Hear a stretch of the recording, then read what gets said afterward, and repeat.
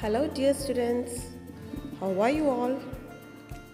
Yes, I know you are a little hesitated to say yes, no? Because we are really going through a tough situation. Just go through these pictures.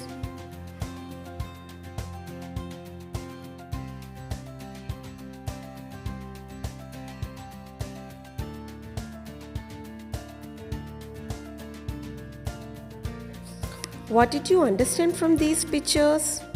Yes, these pictures shows the calamities like flood, earthquake, then pandemic diseases.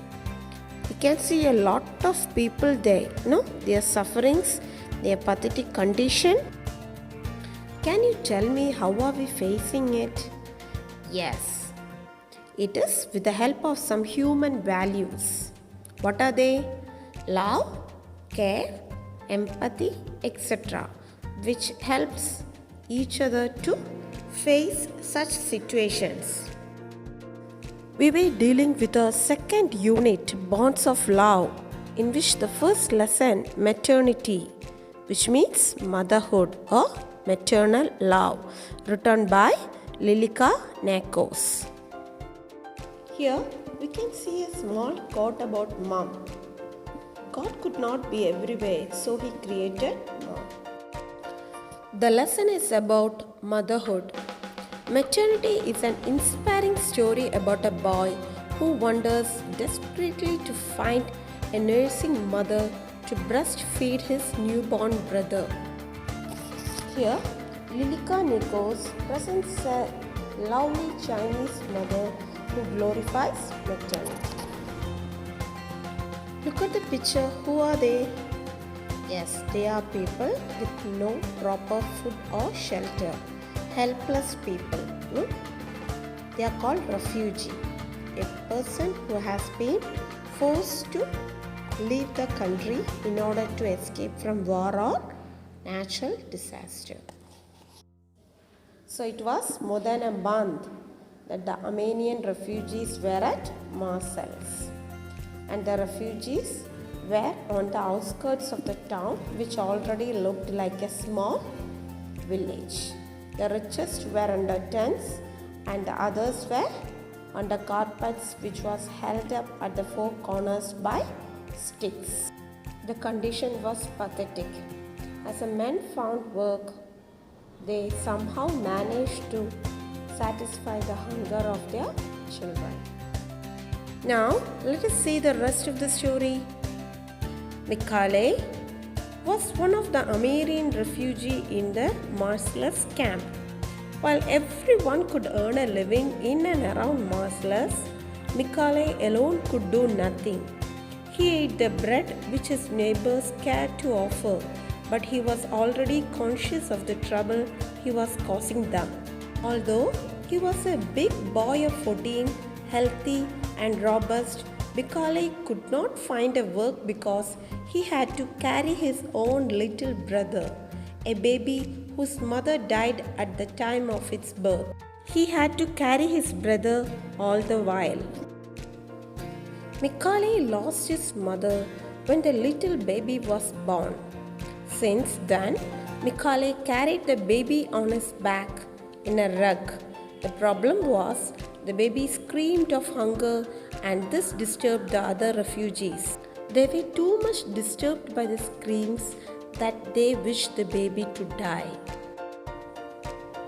Michale went to a place where the baby could get some breast milk, but on seeing the baby's zombie look, the women chased Michale away, cursing the baby, calling it devil. Michale himself was scared of the baby's appearance. He was full of dread, fear that was a monstrous baby lay on his back. Yet he didn't abandon the little one. Now, let us have a model reading. Of all of them, Michale alone could do nothing.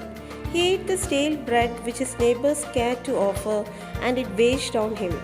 For he was a big lad of 14, healthy and robust. But how could he think of looking for work when he literally bore on his back the burden of a newborn babe? Since his birth, which had caused his mother's death, he had wailed, proclaiming his famished state from morn till night.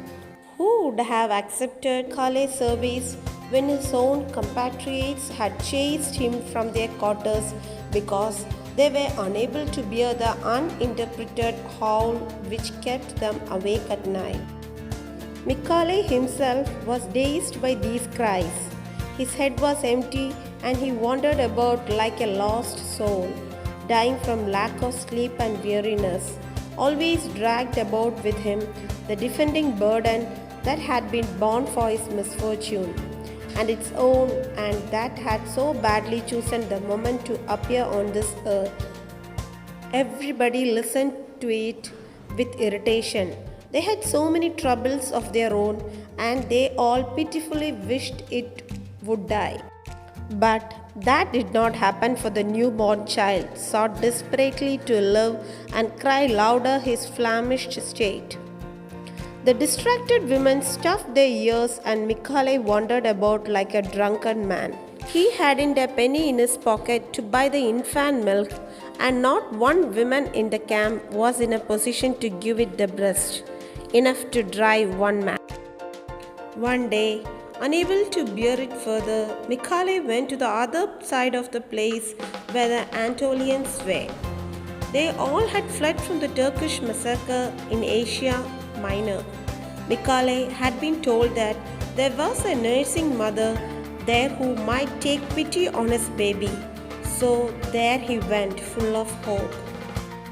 Their camp was like his, the same misery. Old women were crouched on pallets on the ground. Barefooted children played about in pools of dirty water. As he approached, several old women rose to ask what he wanted, but he walked on and stopped only at the opening of a tent. From the interior of the tent came the sound of the wailing infant. "Have pity on this poor orphan and give him a little milk. I am a poor Armenian," he said in Greek. At his appeal, a lovely dark woman appeared. She held in her arms an infant, blissfully sucking the maternal breast, its eyes half closed. "Let's see the kid. Is it a boy or a girl?" Mikale's heart trembled with joy. Several neighbors had come closer to see, and they helped him to take from his shoulder the sack where the baby brother was held. With curiosity, they leaned over. He drew back the cover. The women gave vent to various cries of horror. The child had no longer anything human about it. The head had become enormous, and the body, of an incredible thinness, was all shriveled up, as until then it had sucked only its thumb. It was all swollen. It was dreadful to see. Mikale himself drew back in fright. All of them together chased him away, threatening.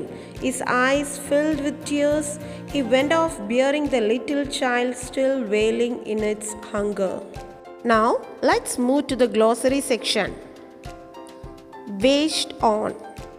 To make somebody worried. Wail means to cry. Proclaimed means to announce. Stale food means not fresh. Famished means very hungry. Compatriot, fellow countrymen. Defending, very loud. Dazed, to confuse. Desperately, complete loss of hope. So I hope that you understood this part. So if there is any doubt, you can ask me. See you in the next class. Bye.